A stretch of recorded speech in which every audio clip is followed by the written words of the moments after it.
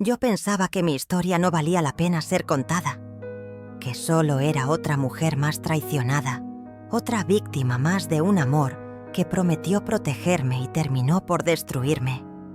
Pero con el tiempo me di cuenta de que mi verdad puede servirle a alguien más, a alguien que tal vez esté pasando por lo mismo y no sepa cómo escapar.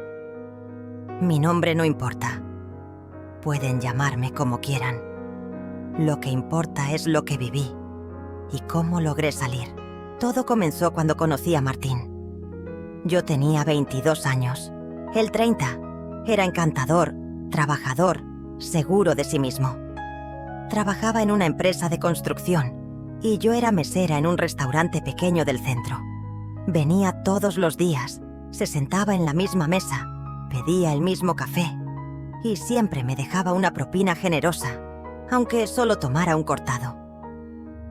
Al principio pensé que era uno más de esos hombres que quieren jugar un rato, pero con el tiempo me demostró que estaba interesado de verdad.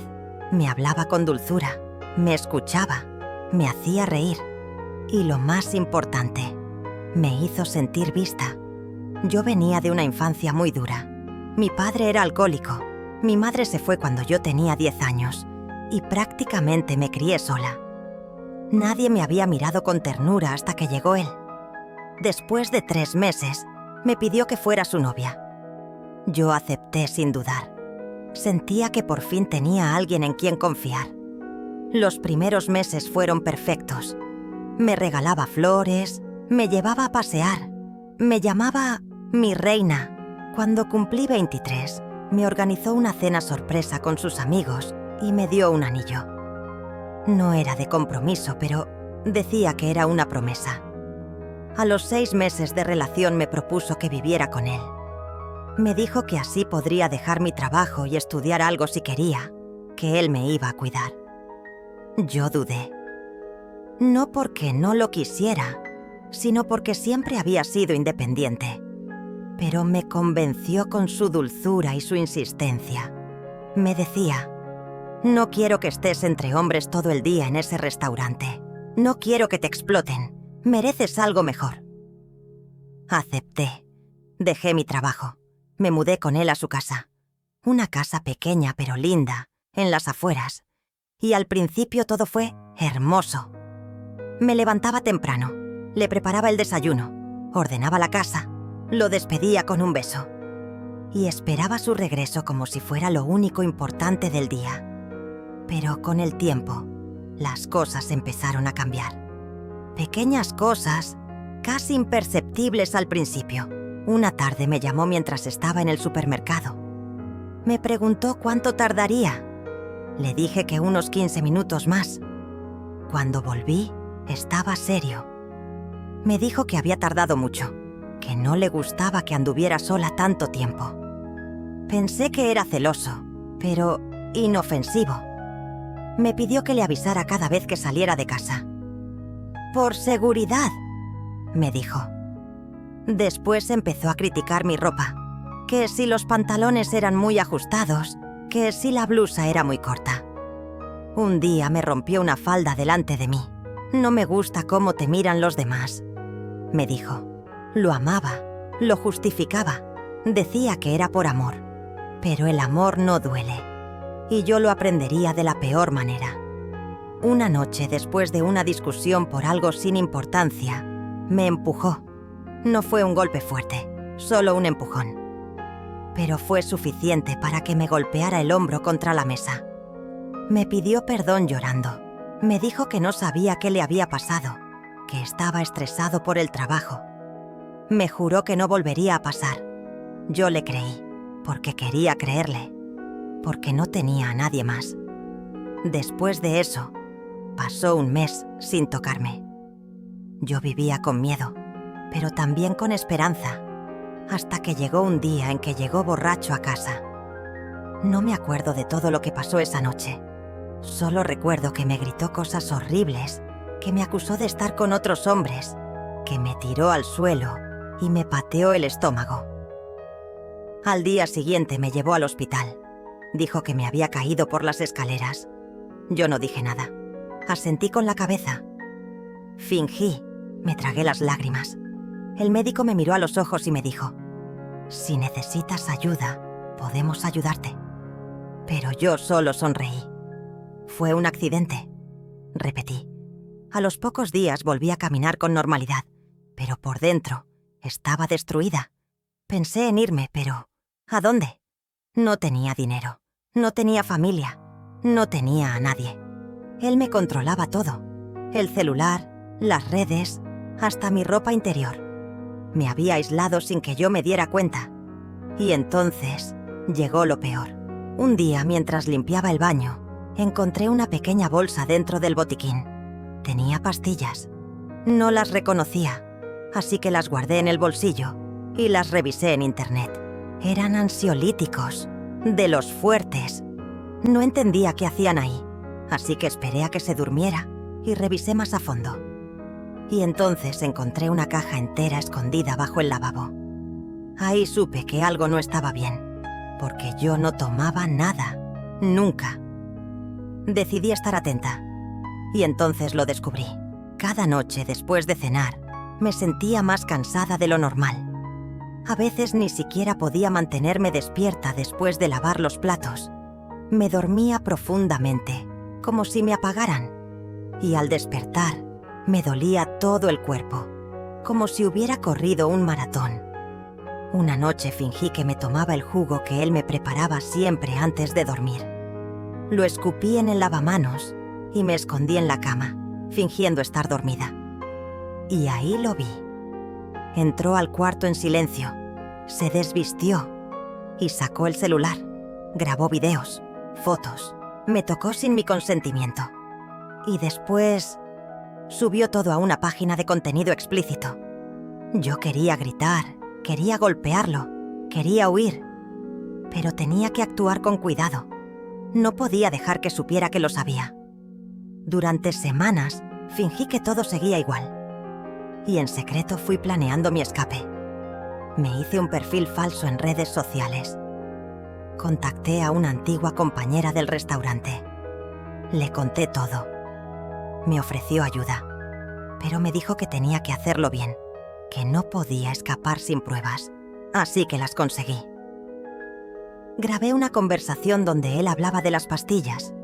Guardé capturas de pantalla de las páginas donde subía mis fotos. Todo.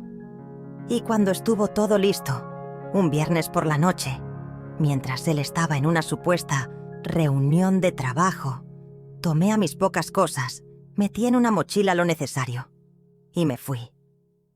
Esa noche dormí en casa de mi amiga. Al día siguiente fuimos a la comisaría con todo. Y ahí empezó otro infierno, el del sistema, porque aunque tenía pruebas, aunque tenía marcas, aunque tenía el alma hecha pedazos, me pidieron paciencia. Martín fue citado, pero negó todo. Dijo que yo era una loca, que quería vengarme porque me había dejado. Pero yo no me rendí, porque ya no tenía miedo, ya no era la misma. Durante meses luché con abogados, con jueces, con psicólogos, con todo el aparato judicial que, a veces, parece estar más interesado en proteger al agresor que en salvar a la víctima. Y mientras tanto, él seguía libre. Me escribía con otros números, me seguía, me mandaba fotos de lugares por donde yo pasaba. Quería hacerme sentir vulnerable, pero ya no era la misma chica que conoció. Ya no iba a callar. Pasaron casi 9 meses hasta que lograron dictar una orden de restricción. Y otros 3 hasta que un juez ordenó su detención por los delitos informáticos. Hoy, mientras te cuento esto, él está preso. No por todo lo que me hizo, pero al menos por algo. Yo estoy en otro lugar, literal y emocionalmente. Tuve que reconstruirme desde cero. Y no te voy a mentir, no fue fácil. Todavía tengo noches en las que me despierto sudando, con miedo. Todavía hay días en los que me cuesta confiar. Pero estoy viva, estoy libre. Y eso para mí ya es una victoria. No cuento esto para dar lástima. Lo cuento porque sé que allá afuera hay muchas mujeres viviendo su propio infierno en silencio. Y si tú eres una de ellas, quiero que sepas algo. No estás sola. Y sí, se puede salir. Aunque te parezca imposible ahora, se puede. Después de que Martín fue detenido, pensé que lo peor había quedado atrás. Pensé que el dolor iba a desaparecer como por arte de magia, que la justicia, aunque tardía, me devolvería la paz. Pero no fue así, porque cuando salís de una relación abusiva, no volvés a ser la misma. No es como cambiarte de ropa o mudarte a otra casa. Es como si todo tu cuerpo tuviera que aprender de nuevo a respirar, a confiar, a vivir. Las primeras semanas sin él fueron raras. Me despertaba en la madrugada con la sensación de que estaba en casa. Tenía pesadillas con su voz gritándome al oído. A veces salía a la calle y me parecía verlo en cada esquina. Tenía miedo de ser feliz, como si no lo mereciera, como si mi libertad fuera un castigo y no una recompensa. Pero había algo más profundo todavía, una herida que no cerraba, y era la culpa. Sí, culpa, porque aunque yo había sido la víctima, me sentía responsable. Me preguntaba una y otra vez, ¿cómo no lo vi venir? ¿Cómo permití que me controlara tanto? ¿Por qué no me fui antes? ¿Por qué me dejé humillar, golpear, violar? La culpa es una sombra que no se va fácil. Se te mete en los huesos, en el pecho, en la voz. Y yo tenía que aprender a perdonarme. Empecé terapia gracias a una fundación que ayuda a mujeres en situación de violencia. Me recibió una psicóloga que me miró como nadie me había mirado en años, sin lástima, pero con empatía. En la primera sesión lloré todo el tiempo. Ni siquiera pude hablar. Solo lloraba. Y ella me dijo algo que todavía llevo conmigo. No hay nada roto en vos. Lo que te pasó no te define. Estás viva. Y eso ya es resistencia. De a poco comencé a recuperar cosas que creía perdidas. Mi voz, por ejemplo. Volví a reír sin miedo, a mirar a los ojos sin bajar la cabeza, a caminar por la calle con pasos firmes. Mis hijos fueron mi motor. Los dos habían vivido parte de todo ese infierno, aunque yo intentaba protegerlos. Uno tenía 6 años, el otro apenas 3. Un día, el mayor me dijo, «Mamá, ahora estás más linda». Le pregunté por qué, y me respondió, «Porque ya no estás triste». Ahí supe que estaba haciendo lo correcto. Conseguí trabajo en una panadería. No era lo que soñaba, pero me daba independencia. Aprendí a manejar mi dinero, a pagar mis cosas, a sentirme útil. Volví a estudiar. Hice un curso de auxiliar administrativa por las noches. Conocí mujeres increíbles, muchas de ellas con historias parecidas a la mía. Nos hicimos amigas, hermanas de dolor, pero también de esperanza. Y entonces, cuando creía que ya había sanado lo suficiente, apareció otra sombra del pasado. Un día, revisando mis redes, me llegó un mensaje privado desde una cuenta falsa. Solo decía, «No creas que te vas a salvar». Al principio pensé que era Martín, burlando la orden de restricción. Pero la IP era de otro lugar. Fui a la policía. Me dijeron que no podían hacer nada con un solo mensaje. Los días siguientes empezaron a llegar otros, más directos, más amenazantes. Y no solo a mí, a mis amigas, a la fundación, a la psicóloga que me atendía. Todo apuntaba a lo mismo. Alguien quería silenciarme.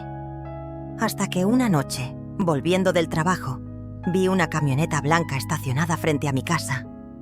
No era de nadie del barrio. Me quedé parada unos segundos y de pronto arrancó a toda velocidad. Llamé a la policía otra vez. Vinieron, tomaron nota, pero nada más. Esa noche no dormí y tomé una decisión. No iba a volver a tener miedo. Fui con una abogada y presenté una denuncia formal por acoso. Insistí hasta el cansancio. Busqué pruebas, testigos, capturas, llevé todo. Y ahí, casi por casualidad, saltó un nombre que me congeló la sangre. Verónica. Verónica era la mejor amiga de Martín. o al menos eso creí. Habíamos compartido cenas, charlas, hasta salidas con niños. Yo la consideraba parte de la familia, pero lo que no sabía era que ella siempre estuvo enamorada de él, y más aún, fue cómplice en todo lo que él me hizo.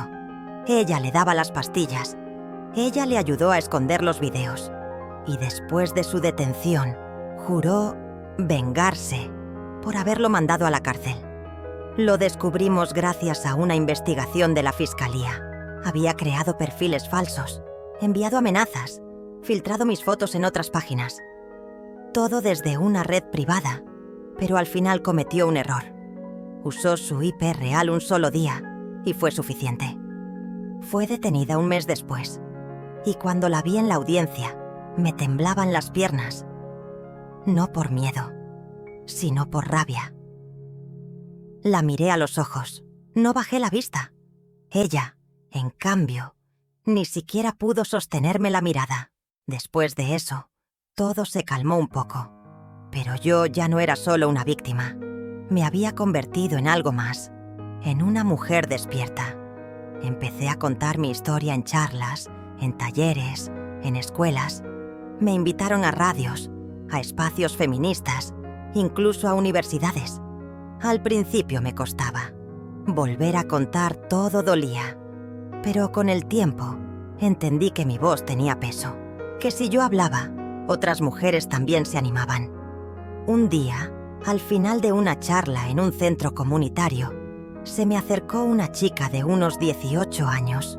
Me abrazó y me dijo: «Gracias. Hoy decidí irme de casa». Llevaba años sufriendo violencia por parte de su padrastro. Y después de escucharme, había tomado el valor que le faltaba. Esa noche lloré en el colectivo de regreso, pero por primera vez en mucho tiempo, lloré de alivio. Hoy, mi vida no es perfecta. A veces tengo recaídas, miedos, inseguridades, pero aprendí a reconocerlas, a no dejar que me dominen. Estoy terminando la carrera de trabajo social. Sueño con abrir un refugio para mujeres con hijos. Quiero que nadie más duerma en una terminal como me pasó a mí. A Martín lo condenaron a 5 años por difusión de contenido íntimo sin consentimiento. Fue poco, sí, pero no importa, porque lo más importante es que yo me liberé. Y Verónica quedó en libertad condicional, con orden de restricción. No la volví a ver, y no quiero. Hoy comparto mi historia porque sé que, del otro lado, puede haber alguien con el alma rota. Y si llegaste hasta acá, quiero que me escuches bien. No es tu culpa. No estás loca. No estás exagerando. Y no estás sola. Mereces amor, pero sobre todo, respeto. No permitas que nadie te apague, porque aunque te hayan hecho creer que no vales nada, tu vida es sagrada. Y sí, aunque duela, se puede volver a empezar. Pasaron ya casi 3 años desde que logré salir de aquel infierno. A veces miro hacia atrás y me cuesta creer que todo eso me pasó a mí. Que fui esa mujer que dormía con miedo, que comía en silencio, que pensaba que su vida no valía nada. Hoy me miro al espejo y aunque las cicatrices siguen ahí, no las del cuerpo, sino las del alma, también veo algo que no tenía antes: fuerza. Y no fue mágico. No hubo una solución milagrosa. Sanar me costó cada día, cada lágrima, cada paso dado con miedo. Pero valió la pena. Después de todo lo que viví, decidí transformar mi dolor en acción. Me convertí en voluntaria de la misma fundación que me ayudó. Empecé atendiendo llamadas de emergencia. Mujeres que llamaban llorando, con miedo, susurrando para que nadie las oyera. La primera vez que atendí una de esas llamadas, me temblaba todo el cuerpo. La mujer del otro lado de la línea tenía 29 años, 2 hijos y un marido que la golpeaba cada vez que se emborrachaba. Me dijo: «No tengo a dónde ir». Y yo le respondí: «Sí tenés, estamos acá». Esa misma noche, con ayuda de otras compañeras, conseguimos sacarla de la casa. Al día siguiente, Ella y sus hijos estaban durmiendo en un lugar seguro. A partir de ahí, entendí que no solo quería ayudar, quería dedicar mi vida a esto. Volví a estudiar con más ganas. Empecé a capacitarme en violencia de género, políticas públicas, derechos humanos. Me metí de lleno en el mundo del activismo. Pero hubo algo que me costó mucho más que todo eso: volver a confiar en alguien. Durante mucho tiempo, el solo hecho de que un hombre se me acercara ya me ponía en alerta. Caminaba con la espalda tensa, el corazón en la garganta, hasta que conocí a Julián. No fue un cuento de hadas, ni amor a primera vista. De hecho, lo rechacé varias veces. Nos conocimos en una capacitación. Él era trabajador social y daba un módulo sobre prevención de abuso infantil. Era amable, paciente, siempre dispuesto a escuchar. Notaba cómo se esforzaba por no invadir mi espacio, por respetar mis tiempos. Una vez, después de una charla, se me acercó y me dijo: «Tu historia me conmovió, pero más me inspira la mujer en la que te convertiste». Le sonreí, pero no dije nada. Pasaron semanas hasta que acepté tomar un café con él. No hablábamos del pasado, hablábamos del presente, de libros, de política, de comida. Y un día, sin que me diera cuenta, dejé de tener miedo cuando me miraba. Empecé a confiar. Fue lento, con errores, con recaídas, pero real. Nunca me presionó, nunca me juzgó. Cuando tuve ataques de pánico, se quedó en silencio conmigo, respirando a mi ritmo. Cuando dudé de mis emociones me dijo: «No tenés que demostrar nada, solo ser vos». Y así, poco a poco, entendí que el amor no tenía que doler. Mis hijos lo adoraban. Y eso también me dio tranquilidad. Después de casi un año de relación, me mudé con él.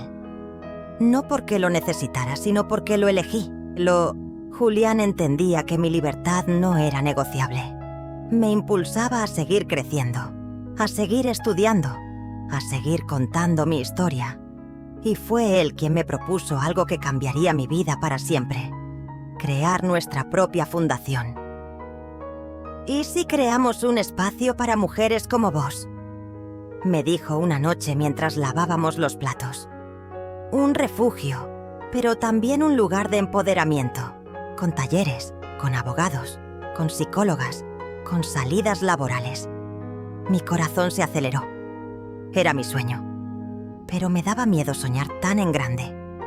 «¿Y si no nos alcanza?», le pregunté.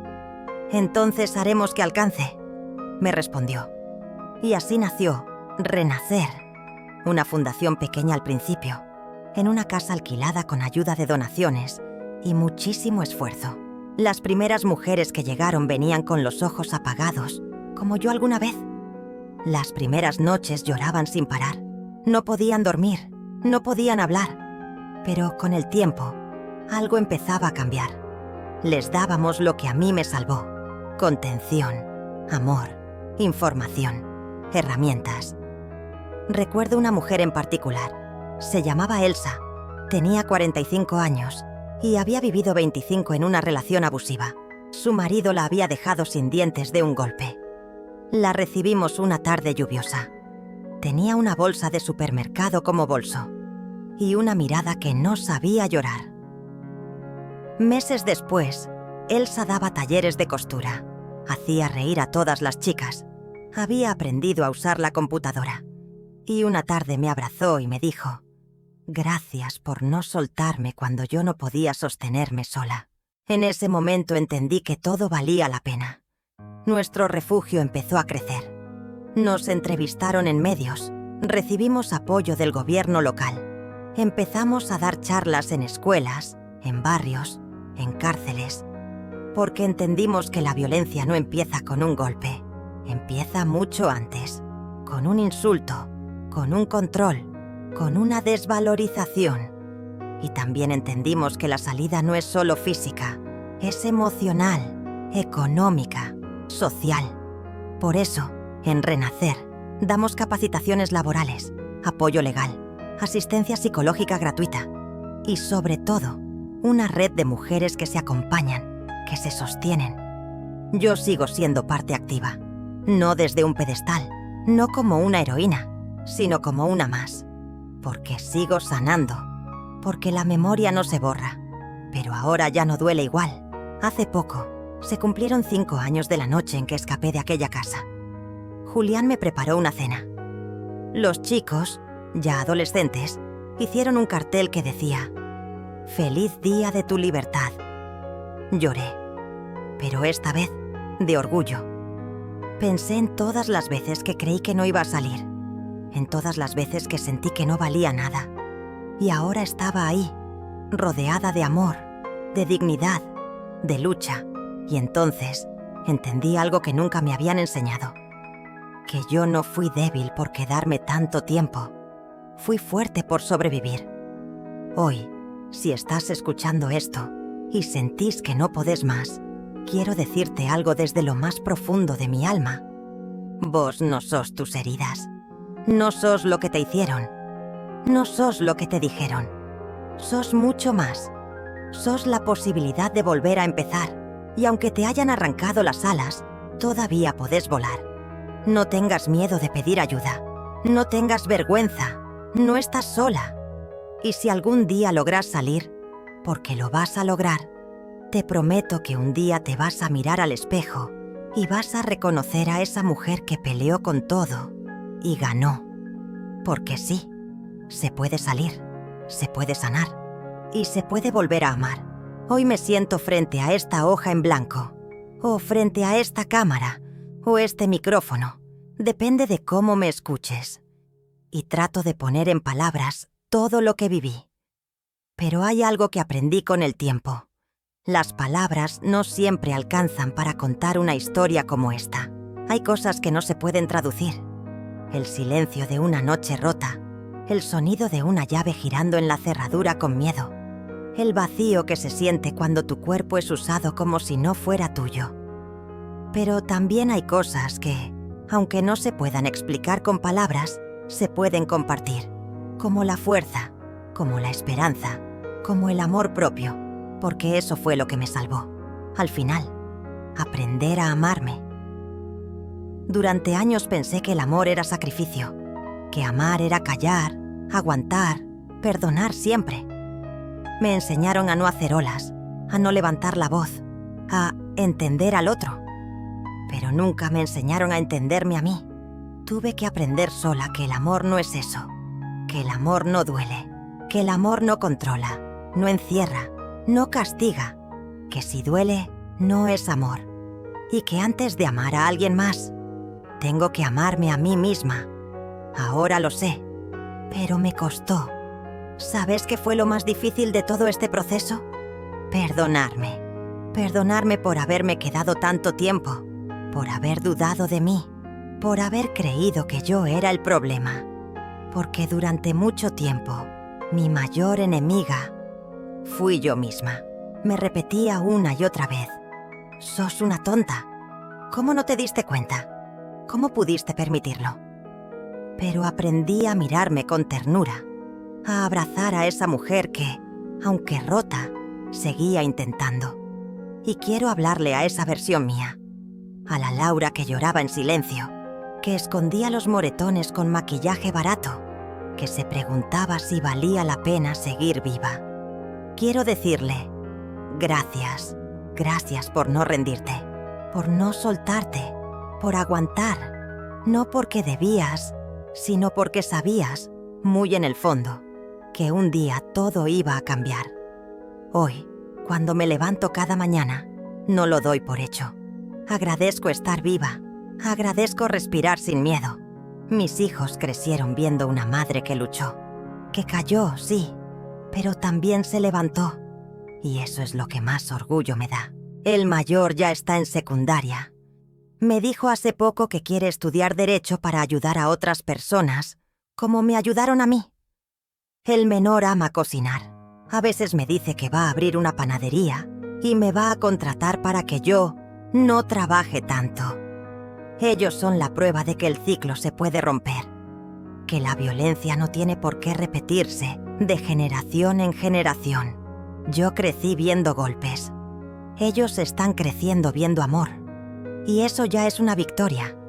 A veces, cuando estoy sola, me permito llorar. Porque sanar no es lineal. Hay días buenos y días oscuros. Pero ahora sé que los días oscuros también pasan. Y no estoy sola. Tengo una red de mujeres increíbles que se sostienen entre sí. Mujeres que encontraron en su dolor una forma de reconstruirse. Cada historia es distinta. Algunas más duras, otras con finales abiertos. Pero todas tienen algo en común: el coraje. Y ese coraje, aunque a veces flaquee, nunca desaparece del todo. Yo lo veo cada vez que una mujer llama a nuestra fundación y dice: no aguanto más.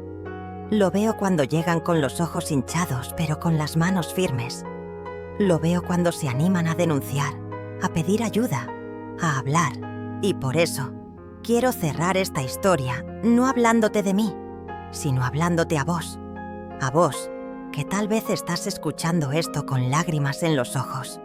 A vos, que sentís que nadie te entiende. A vos, que pensás que es demasiado tarde. Quiero decirte algo que nadie me dijo a mí. No estás rota, no estás sola, no sos débil. Lo que te hicieron no te define. Lo que hiciste para sobrevivir no te hace menos valiosa. Tenés derecho a empezar de nuevo. Tenés derecho a decir basta. Tenés derecho a vivir sin miedo. Y aunque ahora te parezca imposible, te prometo que hay una vida del otro lado del dolor. Una vida donde podés dormir tranquila, donde nadie controla tu teléfono, donde nadie te grita por cómo te vestís, donde no caminás con miedo. Una vida donde reís sin culpa, donde te volvés a encontrar con vos misma y donde, por fin, podés ser libre. Si no tenés fuerzas hoy, no importa. Nosotras te las prestamos. Si no sabes por dónde empezar, escribinos, llámanos, acércate. Hay organizaciones, hay mujeres, hay personas dispuestas a ayudarte. No te quedes callada, no te escondas, no pienses que podría ser peor. Si te duele, ya es demasiado. Tu vida importa, tu historia importa. Y si decidís salir, te juro que vamos a estar ahí, que no te vamos a soltar, porque no sos un caso, no sos una estadística, sos una persona que merece ser feliz. Y por más que te hayan querido apagar, todavía estás a tiempo de volver a encender tu luz. Yo soy prueba de eso. Y vos también podés serlo. Gracias por escucharme. Gracias por darme tu tiempo. Gracias por no mirar para otro lado. Y si tú no lo necesitas, pero conoces a alguien que sí, acércate. A veces, una sola palabra puede salvar una vida. Te abrazo. Desde mi historia. Desde mi corazón. Y desde esa mujer que un día pensó que no podía más. Y sin embargo, pudo.